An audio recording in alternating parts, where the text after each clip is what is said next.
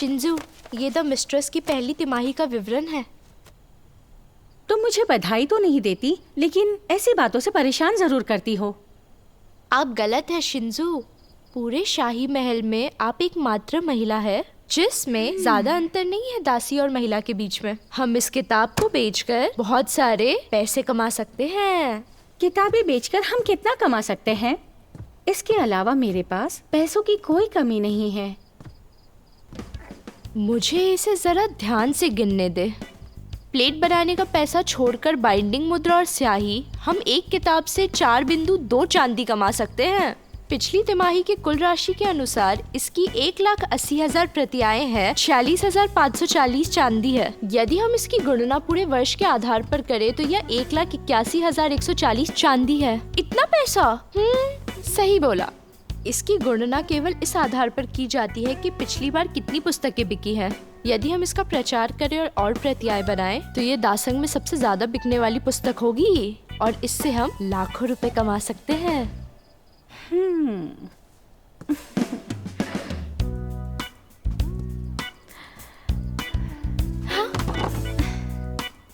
मुझे लगता था तुम सिर्फ स्वादिष्ट खाने ही खाती हो, लेकिन तुम तो हिसाब में भी बहुत जबरदस्त हो। मैं हूँ। मेरी चाची जिनबॉय मार्केवस की पत्नी है। उनकी जिंग्यान में कई दुकानें हैं। शायद मैंने उन्हीं से सीखा है। लेकिन सच कहूँ तो हम हैरम में रहते हैं, तो हम इतने पैसों का क्या करेंगे? ओहो, मेरी सुंदर शिंजू, क्या आप जानते हैं कि महाराज ने कितना कर इकट्ठा किया है? 2 करोड़ टन चांदी। शिंजू, अगर आपने ये किताब पहले ही खत्म कर लिया तो महाराज की बहुत ऊर्जा बच जाएगी और आप अपनी कमाई हुई धनराशि महाराज को आप दे सकती हैं। फिर महल में सब आपकी इज्जत करेंगे। तुम तो बहुत चालाक निकली। एक बात कहूँ, मुझे तुम्हें एक रहस्य बताना है। महाराज और महारानी ने अपनी आत्माओं की अदला बदली कर ली। उनकी आत्माएं एक दूसरे के शरीर में है। एक दूसरे के शरीर में? ये कैसे हो सकता है? ये बात किसी और को मत बताना। यही तो कारण है कि महाराज ज़ूयू की इतनी परवाह करते हैं। और वो स्वयं उत्तर की ओर क्यों गई थी? शिंजू, आपके पास नया विषय आ गया किताब में लिखने के लिए। मेरा मतलब ये है कि चूंकि महाराज बहुत शांत है, उसके पास उन्हें वापस बदलने का कोई रास्ता जरूर होगा। अगर हम महाराज की सहायता करें, वो हमारे आभारी हो जाएंगे। शिंजू, आप क्या सोच रही हैं? उस पर काम कीजिए ना।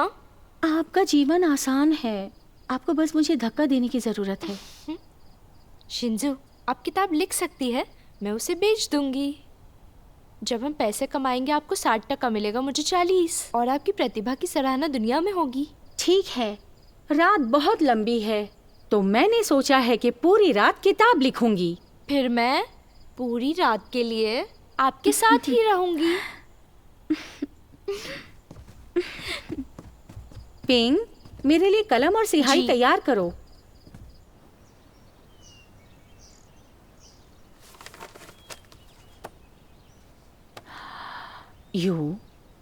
ऐसा लगता है कि आप सिर्फ महल में प्रवेश ही कर रहे हैं। आपको शाही हैरम में शासन करना सीखना होगा। माँ, लेकिन उसकी प्रभारी तो आप ही हैं ना? मेरी पागल लड़की, शाही हैरम का संचालन महाराज का कर्तव्य है। मैं बहुत बूढ़ी हो गई हूँ, आपकी सहायता कब तक करूँगी? इसके अलावा मुझे अपने जीवन का आनंद भी तो लेना है। कभी कभी मुझे थकान भी महसूस होती है। ये उपपत्नियों की चिकित्सा सूची है, आप इन्हें पढ़ सकती हैं। तब आपको पता चलेगा कि आप बाद में उन पर कैसे शासन कर सकती है।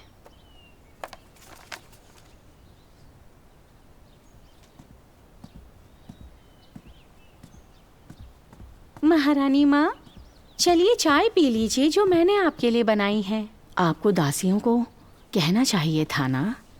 मेरी प्रिय सोशी, तुमने इतनी तकलीफ क्यों की? क्योंकि मैं आपके लिए कुछ करना चाहती थी। मैंने सुबह ओस को इकट्ठा करने में बड़ी मेहनत की और आपके लिए चाय बनाकर लाई हूँ। और मैं आपसे कुछ कहना चाहती हूँ, जरा आप भी ये चाय पीकर देखिए और मुझे बताइए कि आपको ये चाय कैसी लगी।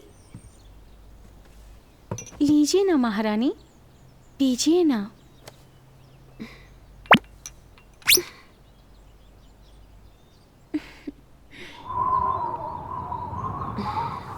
चाय बहुत अच्छी बनी है। आप सभी को एक दूसरे के साथ ऐसे देखना मुझे कितना अच्छा लग रहा है। ऐसा लग रहा है कि प्रियसुशी बड़ी हो गई है। शाही हैरम से कहो, महिलाओं के सभी निर्देशक कल से फेंगी पैलेस में महाराज से मुलाकात होगी। जी माँ, इसकी ज़रूरत नहीं। प्यारी महारानी, मना मत कीजिए, मैं आपकी मदद करूंगी। चलिए, मैं थक गई हूँ, अब थोड़ा आराम कर लेती हूँ। आप लोग पीछे बागीचे में घूम सकती हैं। जो हुकुम महारानी माँ।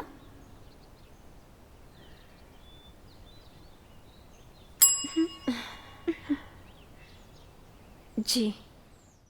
别担心，这世界很多风雨，我给你一小片天晴。这未来很多猜忌，我与你俩不离不弃。这辈子长短里太多不可及，爱恋始终如一。我的爱恋里面太多考验近在眼前，又犹豫